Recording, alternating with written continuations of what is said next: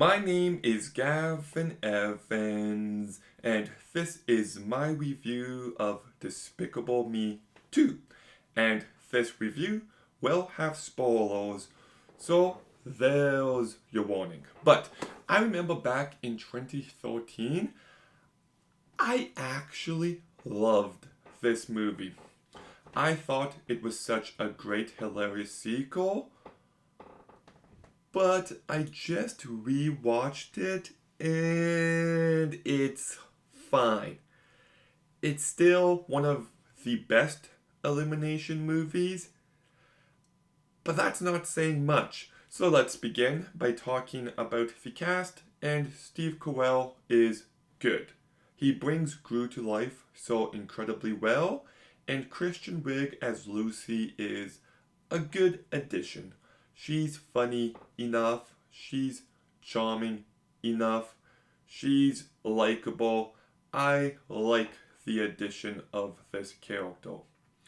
Miranda Cosgrove, Dana Gale, and Elsie Fisher continue to do a really good job as the girls. They manage to be very cute and they just add so much to this movie. Benjamin Bratt can be quite entertaining as the villain here. Steve Coogan, I like as an actor, but he doesn't really stand out here whatsoever. And Russell Brand, once again, I just don't hear his voice. Like, he has a very distinct voice, and I don't hear it in this character at all, but he does a decent job. So the cast is good. I do think the plot is decent. I like the mall setting. We need more movies set in shopping malls. The movie is funny enough. The minions continue to be great side characters. They just work so incredibly well as the comedic relief characters. And the movie is entertaining.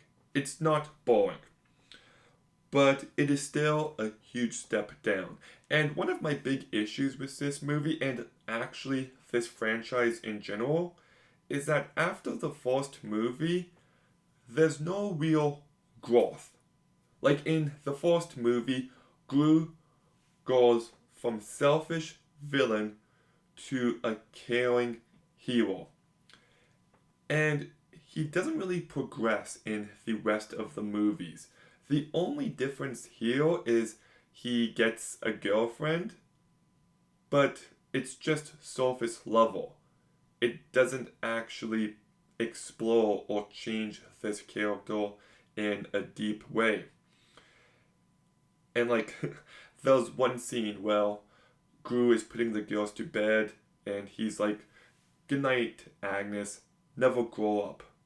And it seems like the studio listened to him in that moment. But, it's just more of the same as the original.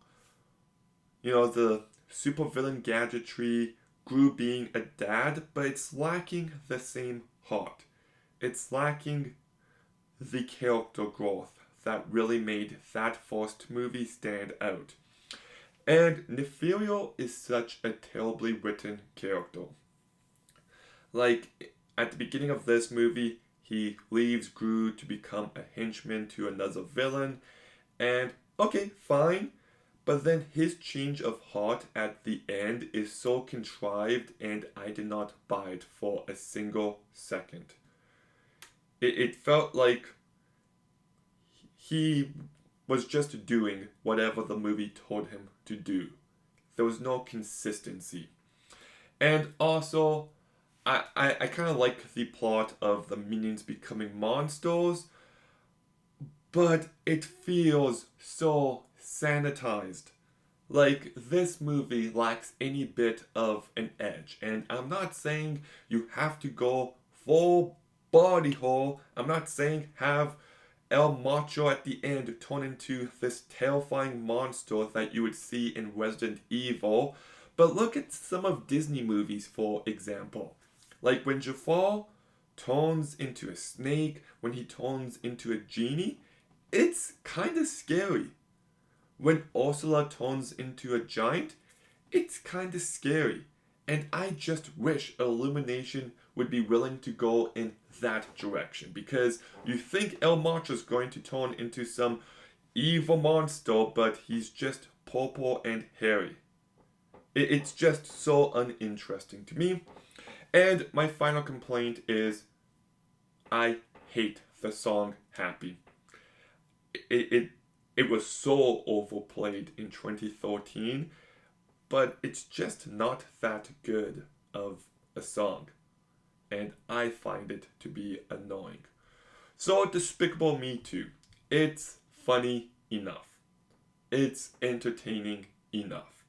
I like these characters enough, and like it's not bad, but it just feels like more of the same, just not as good. It's a noticeable step down, and unfortunately, the issues with this movie only get worse in the other sequels. But Despicable Me 2, I'll still give a 6 out of 10. Okay, Despicable Me 2. Have you seen it? What did you think?